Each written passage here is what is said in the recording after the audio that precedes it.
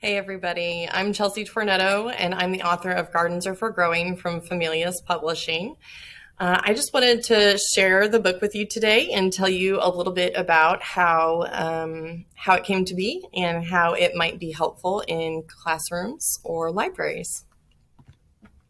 So the first thing I wanted to just share is that a little statistic that I came across while I was pitching this book to Familius, which is that over 70% of Americans say that they garden with their families at their homes. So that number really blew me away, that 70+% of people enjoy gardening or in some form with their families.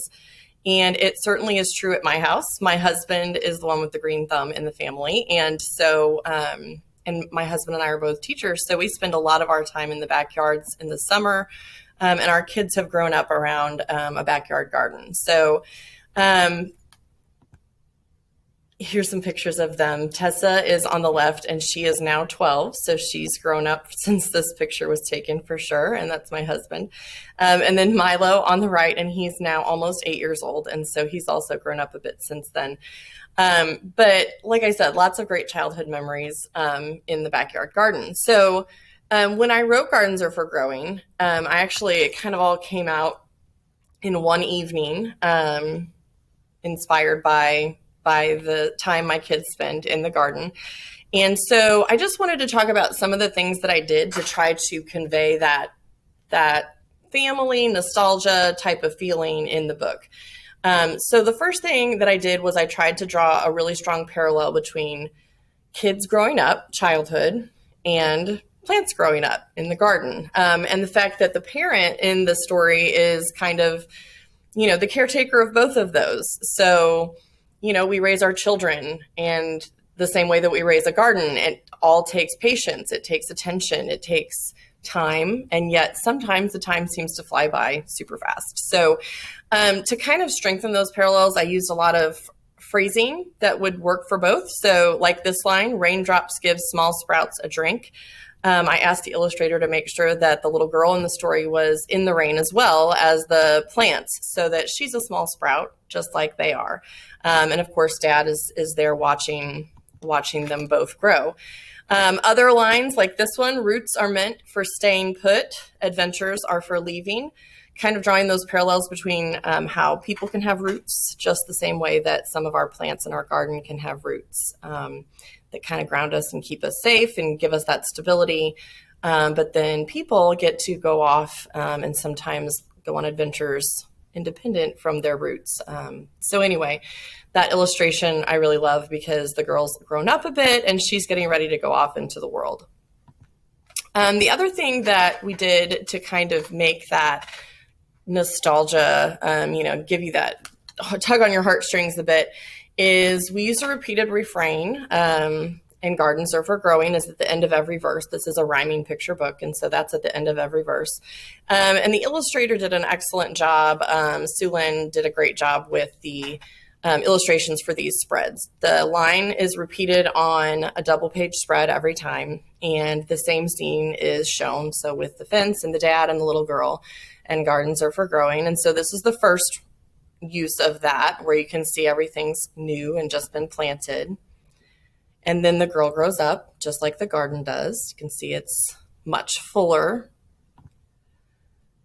Here she is as, I don't know, maybe a tween, probably my daughter's age, 12 years old.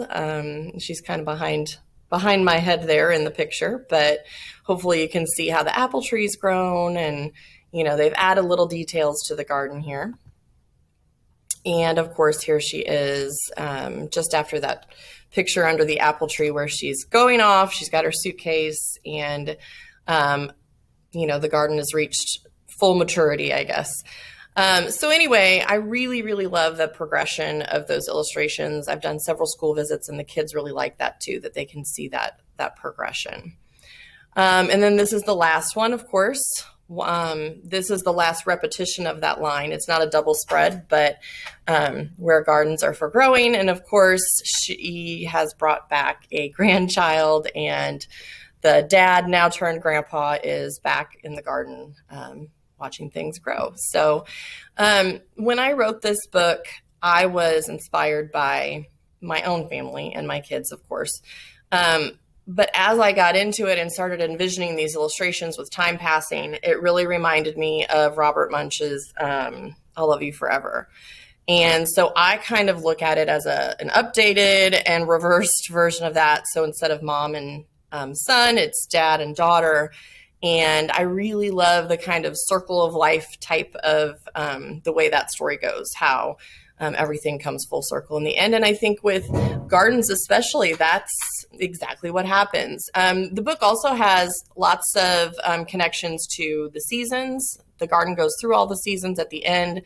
Dad is going through fall and winter on his own while the daughter's off on her adventures. And then spring is when the grandchild comes back into the picture. So anyway, I think this book is perfect for Father's Day. I really hope that a lot of people use it as a gift for those hard to buy for dads. Often dads kind of have everything that they need. Sometimes they have everything that they want, but a book like this is more of an experience that kids can have with dad to read it together. It's great. I've already had several bookstores and libraries send me that it's part of their spring and summer displays for the seasons. And several elementary schools that have shared with me that they are using it as part of their most elementary schools have units on the seasons or on the plant life cycle and planting seeds and things like that in the classroom. So it works really, really well for all of those. You can find me on Twitter and Instagram. I've got my handles there for you, and there's my website, chelseatornetto.com. Thank you for having me.